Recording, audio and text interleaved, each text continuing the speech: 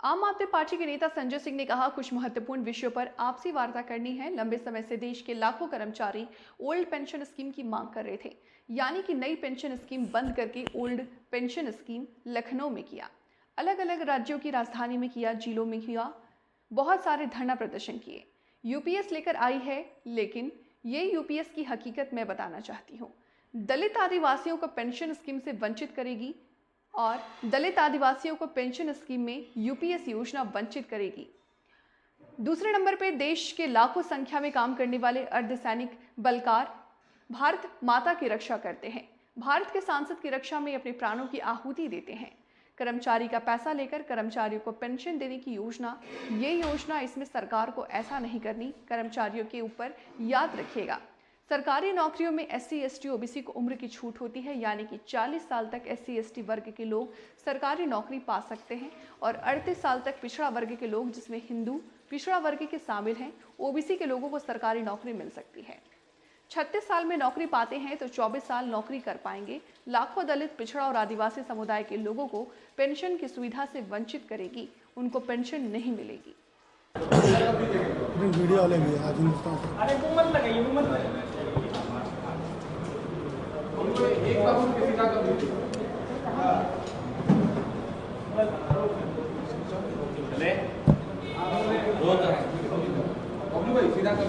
सभी पत्रकार बंधुओं को नमस्कार। आज कुछ महत्वपूर्ण विषयों पे आपसे वार्ता करनी है। लंबे समय से देश के लाखों कर्मचारी ओल्ड पेंशन स्कीम की मांग कर रहे थे, यानी कि न्यू पेंशन स्कीम बंद करके ओल्ड पेंशन स्कीम की मांग कर रहे थे और ये कह रहे थे कि हमें पुरानी पेंशन की बहाली की जाए। उनकी मांग नहीं सुनी गई।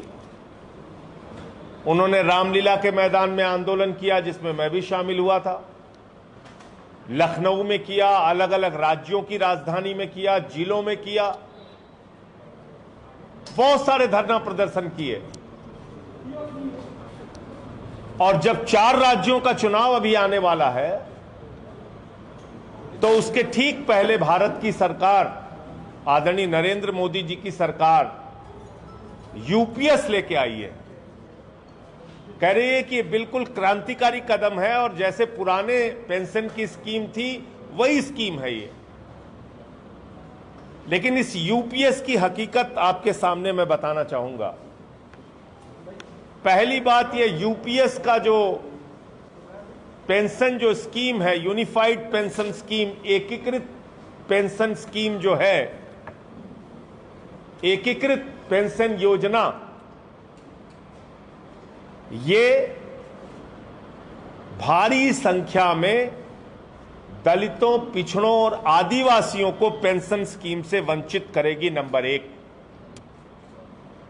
दलितों, पिछड़ों और आदिवासियों को पेंशन स्कीम से यूपीएस योजना वंचित करेगी। नंबर 1। नंबर 2, देश में लाखों की संख्या में काम करने वाले अर्धसैनिक बल, जो अपना जान जोखिम में डालकर भारत माता की रक्षा करते हैं, भारत के संसद की रक्षा में अपने प्राणों की आहुति देते हैं, वो पैरामिलिट्री फोर्सेस के लोग, अर्धसैनिक बल के लोग इस पेंशन योजना से वंचित रह जाएंगे, पेंशन पाने से वंचित रह जाएंगे। नंबर 3, ये योजना कर्मचारी का पैसा लेकर